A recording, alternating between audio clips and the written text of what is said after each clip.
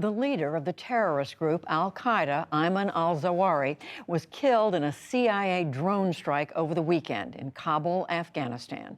The Egyptian physician and militant was first jailed after his complicity in the 1981 assassination of Egyptian President Anwar al-Sadat. Zawahiri later joined the movement led by Osama bin Laden, which would become al-Qaeda. The group attacked several times before the strikes in the U.S. on September 11, 2001, which left nearly 3,000 people dead. After bin Laden was killed by U.S. Navy SEALs in 2011, Zawahiri was proclaimed leader. Here now, President Biden speaking tonight from the White House. On Saturday, at my direction, the United States successfully concluded an airstrike in Kabul, Afghanistan that killed the emir of al-Qaeda, Ayman al-Zawahiri. You know, Zawahiri was bin Laden's leader. He was with him the whole time. He was his number 2 man, his deputy at the time the terrorist attack of 9/11. He was deeply involved in the planning of 9/11.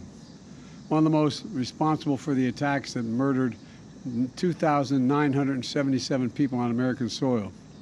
For decades, he was the mastermind behind attacks against Americans, including the bombing of the USS Cole in 2000, which killed 17 American sailors and wounded dozens more. He played a key role in the bombing of U.S. embassies in Kenya and Tanzania, killing 224 and wounding over 4,500 others. He carved a trail of murder and violence against American citizens, American service members, American diplomats, and American interests. And since the United States delivered justice to bin Laden 11 years ago, Zawahiri has been a leader of al-Qaeda, the leader. From hiding, he coordinated al-Qaeda's branches and all around the world, including setting priorities for providing operational guidance that called for and inspired attacks against U.S. targets. He made videos, including in recent weeks, calling for his followers to attack the United States and our allies. Now, justice has been delivered, and this terrorist leader is no more.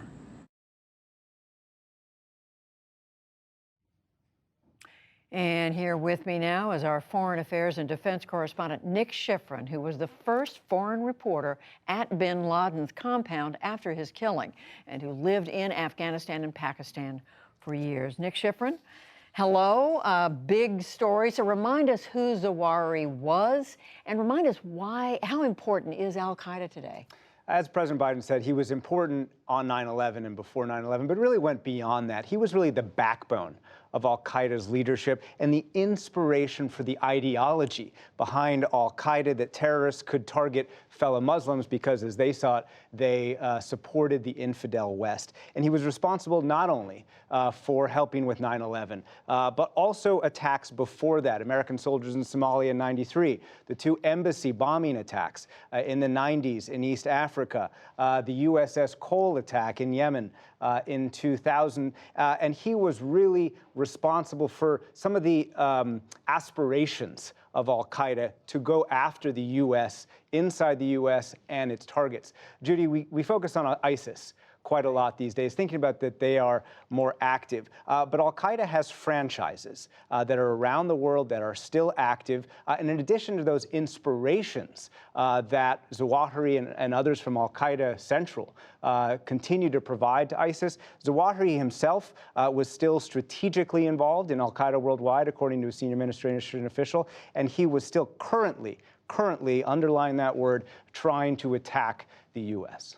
So tell us about what we know about this attack, about how it took place that took him out. So as far as we know, according to multiple officials I've talked to, a CIA drone this weekend struck a safe house in downtown Kabul. I mean, it is really in the middle of Kabul when Zawahiri was on a patio. The missile was small enough just to hit that patio, and according to a senior administration official, killed absolutely nobody else. And it was the product of months of intelligence coming in. The U.S. knew for a couple years now that Zawahiri had a network of people supporting him. They followed that network, and in the last few months, according to a senior administration official, they realized that Zawahiri's family had moved to this safe house in Kabul. They created a pattern of life for the family. They found that Zawahiri was going to the safe house. They even created a model of the safe house itself that they presented to the president. This is sounding like a little bit like the bin Laden raid from so many years ago, but this was just a single CIA drone strike. And again,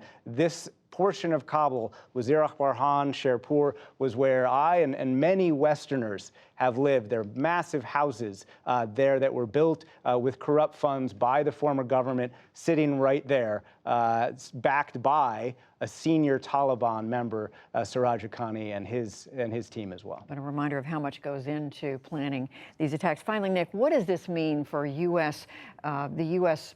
relationship with Afghanistan now and with the leadership, the Taliban? Part of what's so amazing about this is the location of where he was hit, but the fact that Siraj Haqqani, who was a most wanted terrorist in the U.S. list and is now the Interior Minister for the Taliban government, the fact that the U.S. is blaming tonight him and his family and his network for housing Zawahiri in a safe house in Kabul will have massive consequences for whether the U.S. can continue to interact with the Taliban and whether the U.S. can send some of that humanitarian aid through the Taliban government to help Afghan citizens. And tonight, that senior administration official said that the Taliban must abide to the Doha Agreement. That is an agreement the Taliban made not to house al-Qaeda officials, not to cooperate with terrorists who want to continue to attack the U.S. The official said Zawahiri's location is a clear violation of that. In the next few days,